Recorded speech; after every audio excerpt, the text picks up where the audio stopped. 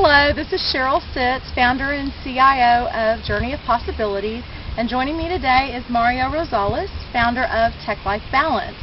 Hopefully you had a chance to check out our blogs last week where we talked about kind of the overlap between technology and relationships and communication. So we're going to talk about that a little more today. Thank you for joining me out here on this beautiful day. Yeah, thank you for having me here. I think this is the perfect scenario to do this. It is. Since we're disconnected from technology, which is some of the things I do like to do.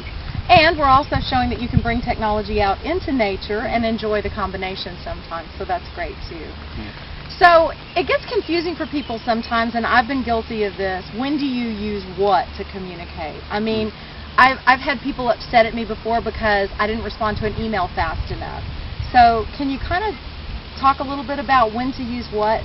Yeah, usually the way I always see it is, does it need to get done now? If it needs to get done now, then you need to make a phone call. I mean, that's the way I judge it. If it's something that can wait to respond, sure, send a text. Or if it's something that you need more details about, don't send a text. You're limited by how many characters, so send an email. Just don't expect a quick response, because you never know. People have spam solutions. It might get stuck in that. You never know what to expect. So if it's something urgent, basically call. Right. Well, what about things like the U.S. mail? Do you ever use that anymore?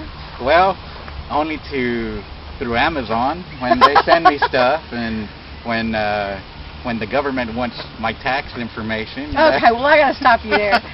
I want to throw out from a relationship perspective how valuable it can be to use the U.S. mail once in a while. If you want to convey a very personal touch, it's nice to get something besides bills in the mail. So to have that handwritten card is really considerate. Basically, for me, when I look at technology, it's can this message come through clearly the way that I'm using? Because how often do we have misunderstanding? You and I have been guilty of that, just texting back and forth. It loses the emotion. So even though you can use the emoticons, you're still so limited. Yeah, the emoticons also, those are ones that you really got to understand. If you are going to play around, sometimes it doesn't come across like that. And that's the whole thing, like she said. It's about emotion. The receiver is the one that's going to feel it.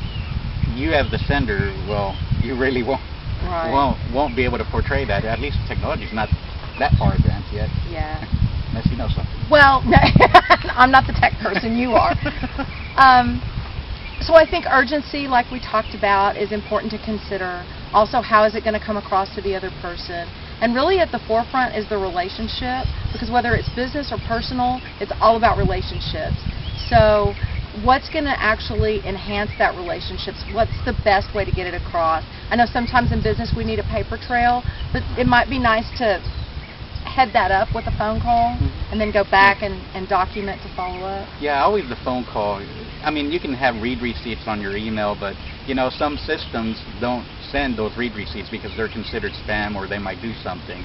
So make a phone call. I mean, that personal touch that she's talking about, there's a friend of mine that actually creates dolls, and what she does, she puts the dolls in the regular mail and she draws on it and makes it a personal touch. So a lot of things like that do go a long way. So even though I might not use it, but when I receive one, I really like that a lot. So I can definitely appreciate the postal mail, though I don't use it. Well, one last thing I kind of want to put out there, because so many people are looking for work right now or between jobs.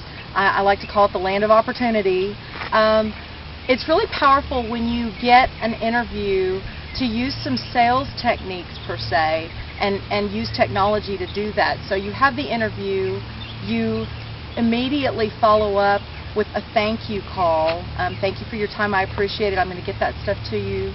Then you send a thank you note in the mail, and you email them whatever information they might have wanted, or a follow-up a week later. So you're using multiple streams of media to touch base with those people and kind of stay in the forefront of their mind.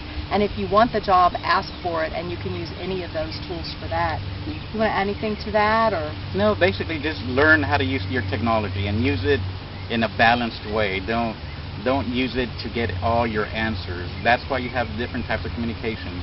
The internet is wonderful, you emailing, texting, but really you use the right medium for the type of touch, personal touch that you're trying to do, or if it's a business touch or whatever. Just use the right one. Agreed. Well, isn't your motto to unplug and go enjoy life? And we got a Yeah. beautiful day. You want to go for a walk? Yeah, I think that's All right. what we're going to do. Thanks for joining us. Thank you.